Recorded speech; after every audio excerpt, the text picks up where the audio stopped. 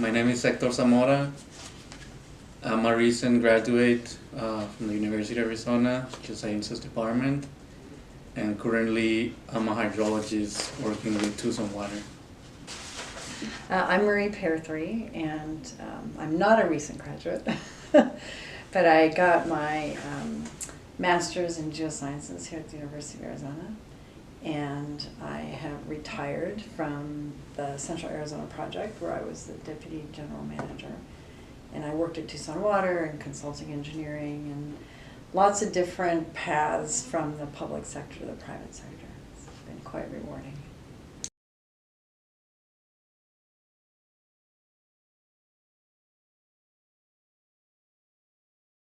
So I think that one challenge that I faced was after graduating from my bachelor's. I think that at the time I wasn't sure I had the right skills to get to follow up a career due to this lack of what I thought it was a lack of experience and a lack of awareness on the job market. I decided to apply for graduate school, and I thought that this will help me to both to have a more experience and a better skill set as a geoscientist or in the field or geosciences. So after that, I applied to the University of Arizona. I came here. I ended up staying for a PhD, and so now I'm currently working at Tucson Water after finishing my PhD here. So that was, I guess, a lot of time. Once you graduate, you don't know what to expect after that. How do you look back on that decision now? I don't regret it. I think it was a good decision. So Okay. I'm happy to. I was very happy. I'm very happy to be here. I really like Tucson, so I ended up staying here. So I think the biggest challenge I ever faced was the realization, once I got my degree from the U of A, my master's, which was in geomorphology, specifically my thesis was in fluvial geomorphology, was that the world of floodplain management, riverine management, sort of working with flow and water courses and such, is really, outside of academia, is really run by engineers. It's essentially an engineering community. And I realized, and actually it was told to me at one point by a friend of mine, that you really should get your professional engineering registration because it will open doors. Mm-hmm. And that is absolutely true. It did open doors, but I don't have training in engineering per se, although I had hydrology and hydraulics here, which was hugely helpful. So it was a challenge to get through the registration process. The exams that you have to take, took a while, because I had to teach myself a bunch of things that I hadn't learned, like engineering economics, for instance, those kinds of things. So that was a big challenge, but the big story is that the grounding in geosciences that I got, the sciences that you get as an undergraduate, physics, chemistry, calculus, all of those areas are incredibly helpful if you want to sort of launch from your geosciences degree into something that's not really traditional. And I could have never become a registered professional engineer without that grounding. So that was huge. What was the process for becoming a registered professional engineer? You had to take the engineering training exam, which most folks do pretty much right about when they graduate from college with engineering degrees. You had to work for 4 years under a registered civil engineer, and then you had to take the actual professional engineering exam. The hardest one was really the engineering and training. But I got through it, and I couldn't have done it without having had the background and the grounding that I got here.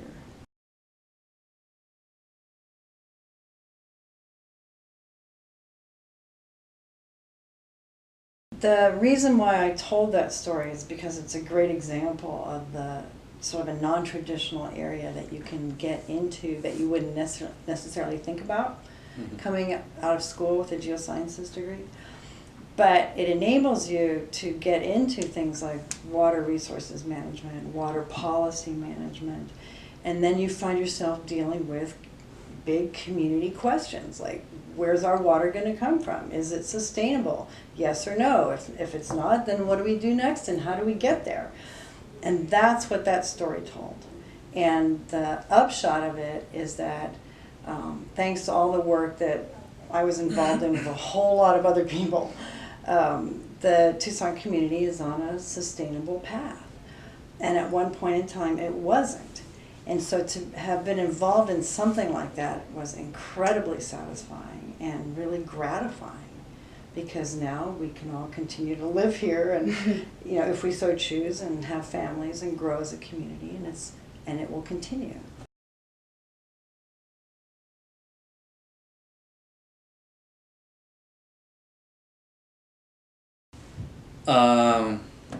So like Marie just said, I think that you're gonna need that knowledge that you get from your classes. Those foundational classes. Yes, from basic, math to physics, chemistry, all the way to, structural geology. Mm-hmm. Like I still have all my books, because every once in a while I come across a problem where, I have to go and look back, mm-hmm. because I remember like, oh, I used to know how to do this, mm-hmm. or I've seen this, and then I'll go back, look through my books, and the answer might be there all of times.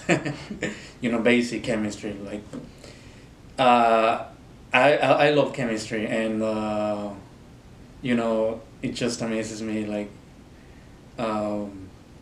I guess I look back when I was taking chemistry class, and I would think like, I'm never gonna use this, and then today, oh, there's a problem that I should have paid more attention to.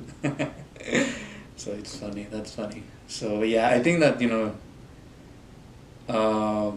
you need that knowledge, that basic knowledge. Through time, I have also learned that people are looking for a particular skill sets in hydrologists, geologists, mm-hmm. Things such as field work.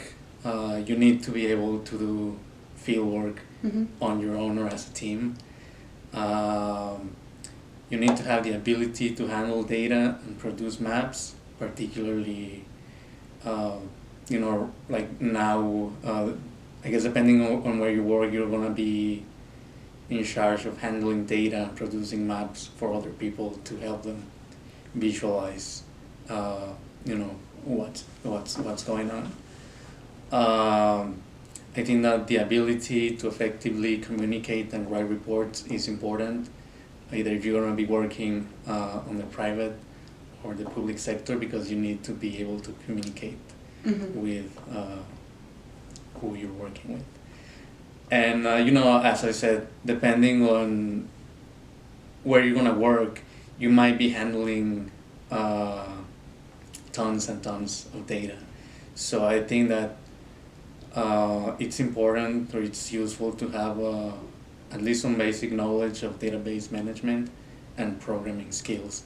You don't need to be an expert, but they are going to be helpful. Mm-hmm. And if you need it,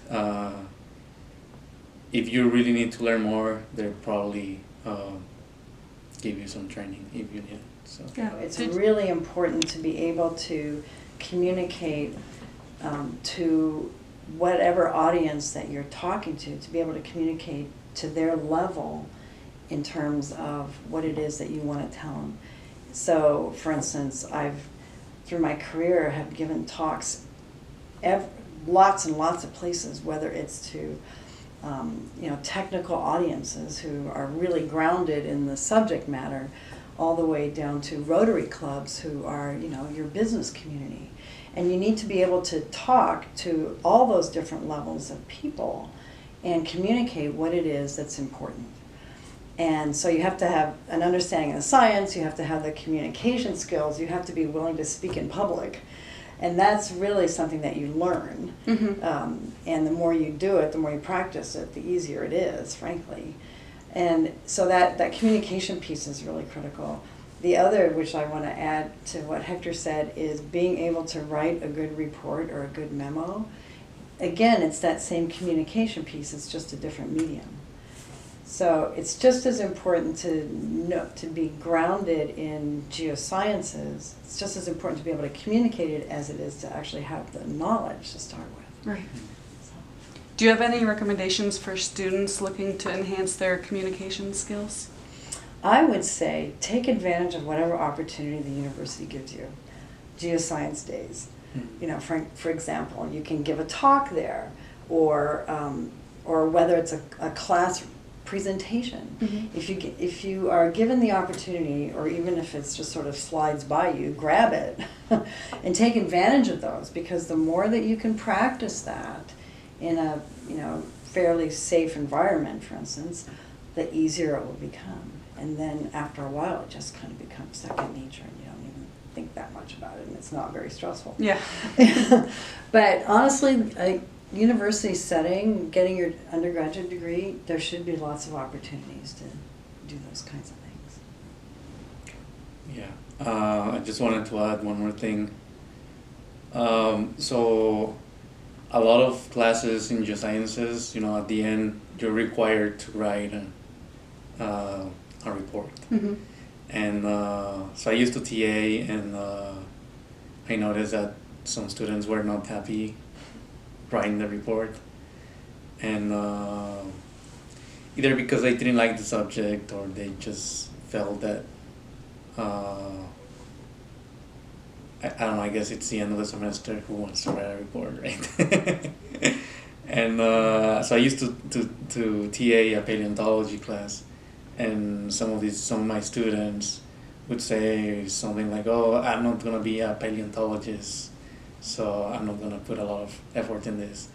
But I think that the purpose of writing a report during class is that, the whole process of writing a report, through the process, you're gonna learn skills such as, being out in the field, collecting information, analyzing information, and present your results, which is, something that Marie was talking about. Mm-hmm. So this mm-hmm. report, communicating with people. So, it's a skill that I guess you have to learn by practicing. Mm-hmm.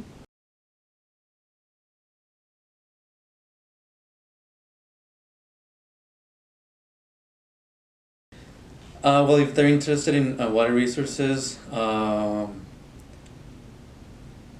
you can start by looking at the classes offered in hydrology, because I don't think a lot of people from geosciences take classes in the hydrology department, even though I feel that, you cannot have one without the other, sort of.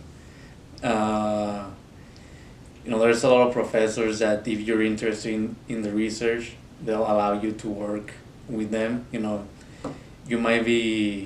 might have to work for free, but you'll earn some invaluable experience. There's some other opportunities where you can apply for internships. For example, to some water, we have an internship program. At some point, we used to have I think we had 6 interns, and 3 from them were from geosciences, 3 from them were from hydrology. At least 4 of them eventually became full-time employees with us. So. Oh, wow.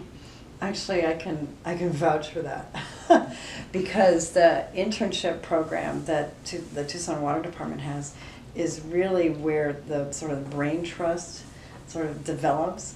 And there are a number of folks that were hired by Tucson Water as interns that became full-time hydrologists at Tucson Water that actually have gone out to work for other water utilities in water resources since then. So it's a tremendous opportunity.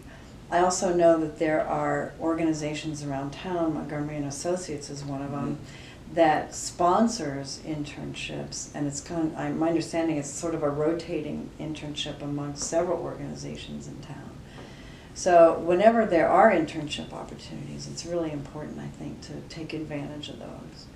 And then also scholarship opportunities too come along as well in the water resources arena too. Yes, and a lot of times these opportunities, they will be sent to your mail. So you have to check your email. Yes, that's right. You're not going to get all the details in a text. It's just not feasible. Yes. So it's really important.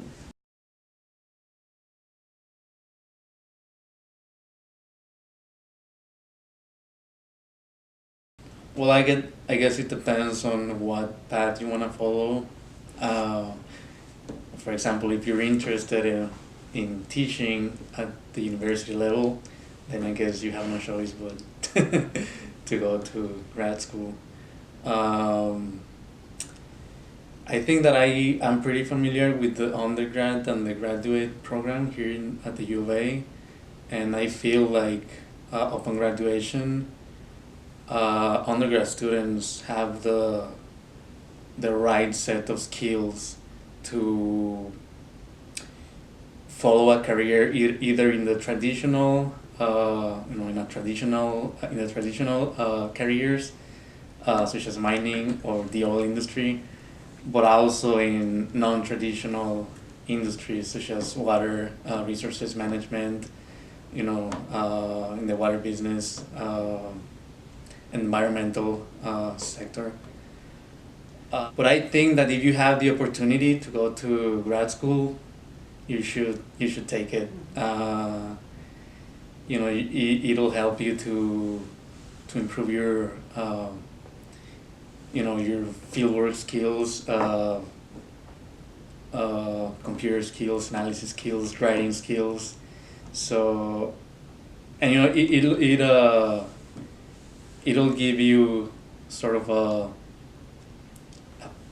a push, a bump when you apply for a job. And so if you have the opportunity to do it, I think that you should do it. So I have a little bit of a story.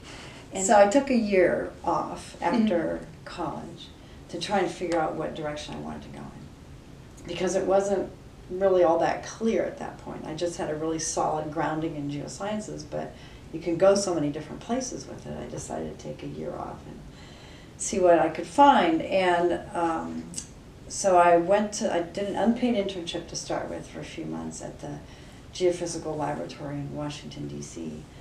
And that was looking at amino acid chemistry in bones, of all things. But it was really interesting.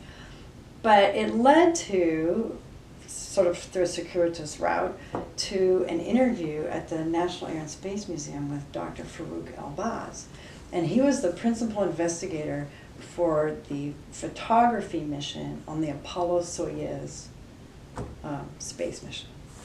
So he was the principal investigator in charge of all these photographs that were taken of the Earth as the mission orbited.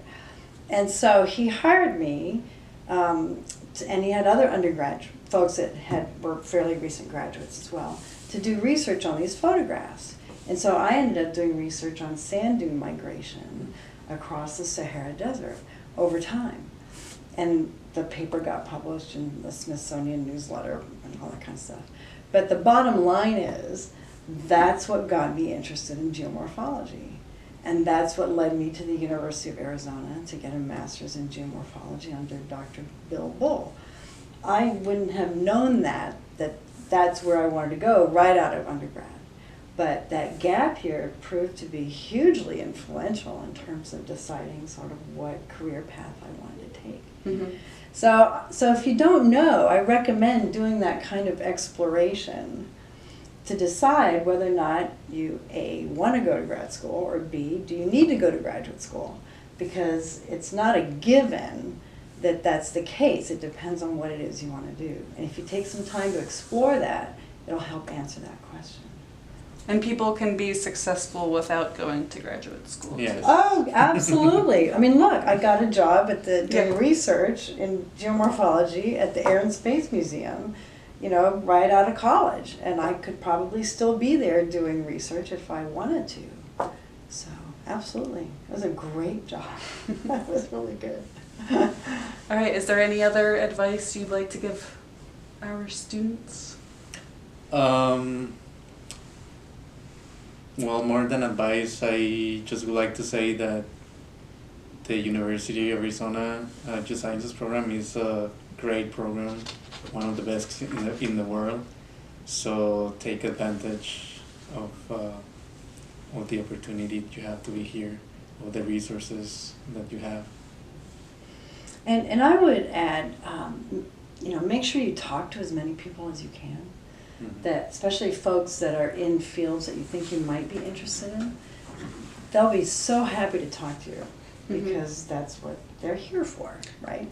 So really talk to folks about what it is you're interested in, pick their brains about how they got to where they are or what they studied or what path they took to get there. And also, don't be afraid to step out of what you think your comfort zone is, because you never know where those opportunities will lead. And sometimes you can't. Sometimes you end up having a stupendously great career that you couldn't have planned at the beginning, because you don't know where those opportunities are. And when they come by, don't be afraid to take advantage of them. Yes, and another thing, I think that one of the strengths of the geosciences programs here in Arizona is that you have the ability to work with people outside of geosciences. Like you could be there's people working in geosciences, but also at the same time in other departments such as the tree ring lab, hydrology, physics, Suez. That is really powerful to have the ability to interact with other departments. So that allows you to expand your path, I guess.